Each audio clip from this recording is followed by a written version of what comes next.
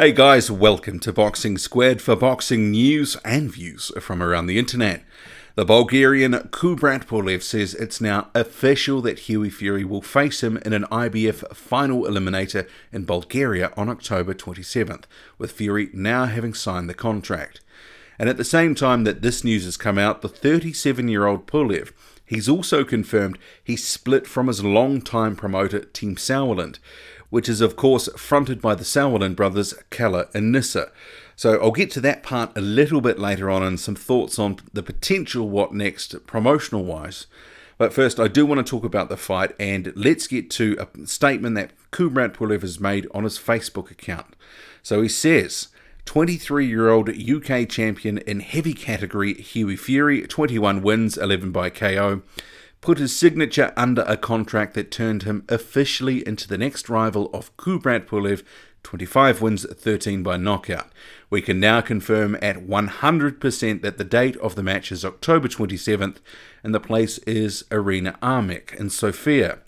The stakes are huge. Whoever wins the match will acquire the status of an official contender for the world title and receive the right to enter the ring against current champion of the planet, Anthony Joshua.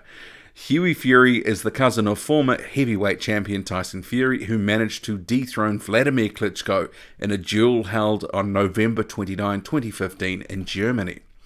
Kubrat Pulev will again please the lovers of combat sports at my place at Arena Armek. On December 3, 2016, Kubrat knocked out Nigerian Samuel Peter for the vacant title of Intercontinental Champion of the World Boxing Association. On April 28, 2017, the elder of the two brothers Pulev defended his belt again by knockout, this time against American Kevin Johnson. Pulev goes back to the ring in Sofia for the third time in the last almost 2 years, with the stakes clear, attacking the 26th success in professional boxing for the third time, the position of a contender for the most prestigious title, World Heavyweight Champion. Well, there you have it, and I have to say the translation from Bulgarian to English, it's never quite bang on, and actually it does leave a little bit of room for some hilarity and, you know, Planet Anthony Joshua and a few other bits and pieces that came out of that. Yeah, so I've tried to keep it together, but let's get into this. So quick thoughts on this fight. So Kubrat Pulev, he already looks like he's promoting himself, but more on that side shortly.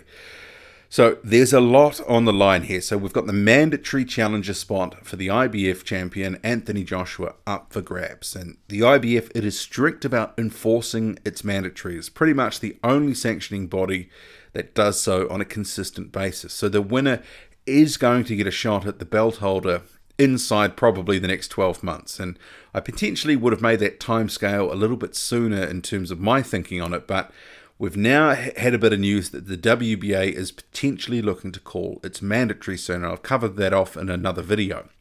But in terms of this fight itself, Kubrat Pulev and Hughie Fury, it does have the potential to be a bit of an awkward mess. I mean, the likely thing I think we'll see is Pulev, he'll be working behind his, steady jab. He's got a ramrod jab, one of the best jabs in the division. And I think Fury, he's a good mover. He's going to use movement to try evade the Bulgarian. Probably similar to what we saw, well, partly similar to what we saw against Joseph Parker when they fought. But hopefully we see a bit more aggression and some more punches are mixed into Hughie Fury's work against Pulev. Yeah, I'm not convinced that the styles are going to mesh that well. And thus, the spectacle, maybe it's going to be a little bit of a stinker, but I mean, we'll have to see on that. But in terms of who wins, I have to say I'm leaning towards Hughie Fury. And part of that is more about Pulev's inactivity, which it's a massive, massive red flag for me. Something goes off in my head and says, yeah, I don't know about this. He's only had a couple of fights in the past couple of years, and he hasn't been in the ring since April 2017. And then combine that with his age, he's 37, it's not really a good combo. And sure, Hughie Fury, he hasn't been the most active fighter either in recent years, but he's not even 25 yet. He's got youth on his side. So I am more willing to think with Fury that he's going to be less affected by a bit of ring rust than Pulev, who'll be 37 at the time of the fight. Well, he's 37 now.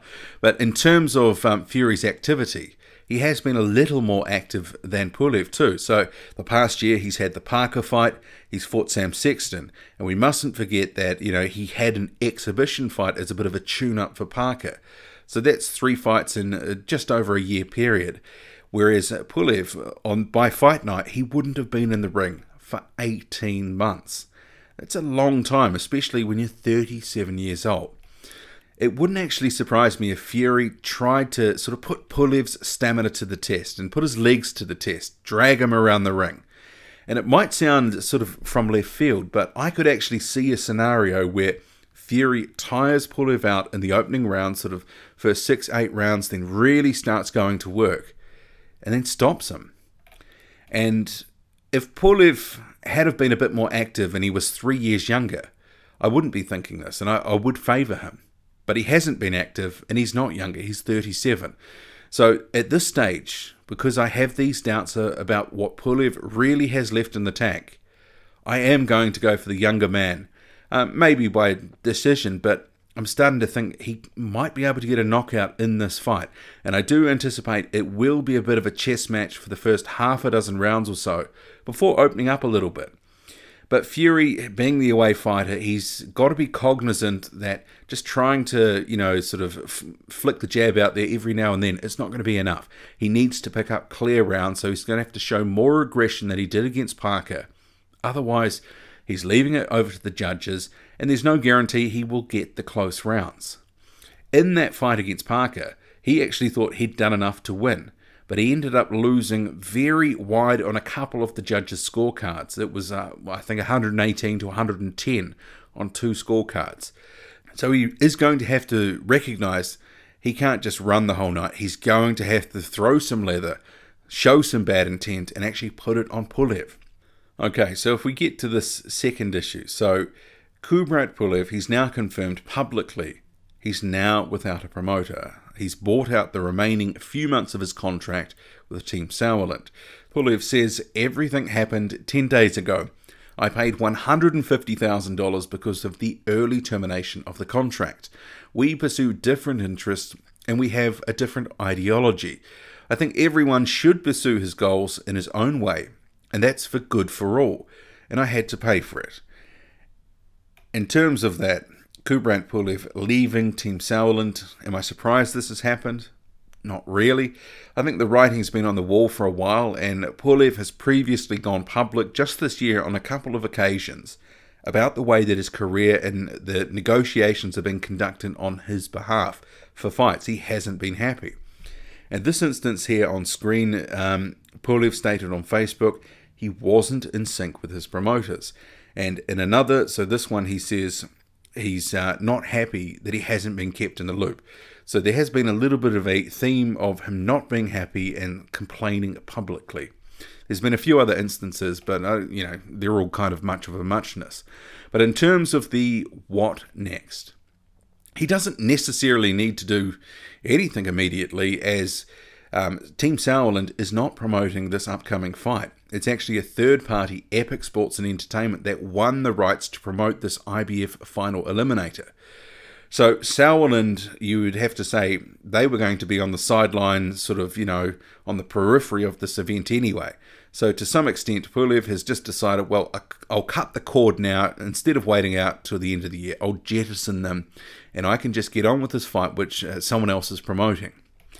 And his next move, it could be dictated by the result against Fury. If he wins, and if he looks good, then he's likely going to need someone to represent his interest in a promotional sense. I mean, maybe he could actually look to see whether he can continue his relationship with Epic Sports and Entertainment. And if we just hark back to where all this came from, why they're even involved, they came out of nowhere and won the purse bid for what was then the Dillian Whyte and Kubrat Pulev final eliminator. Came out of nowhere with a decent bid at $1.5 million. And it was apparent at that point from the stuff Kubrat Pulev was saying, there was a relationship of some form between him and Epic Sports boss Ivalo Gotsev.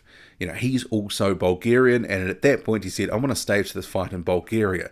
And Kubrat Pulev was talking sort of in the tone of, we've won this purse bid. He was talking like he was really involved with Epic Sports. So there's obviously some form of relationship.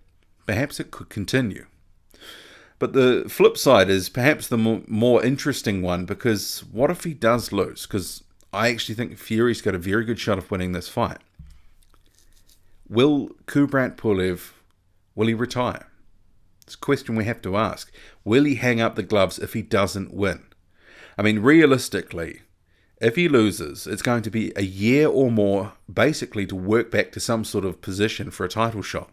Probably way more than a year, judging just on his own history. It was 2014 when he had a shot, and then he was back in position by October 2017. That was 3 years in itself. So at a stretch, you know, say minimum a year, he'd be pushing, you know, more likely 2 years at the minimum, he'd be pushing 39 or 40 at that point.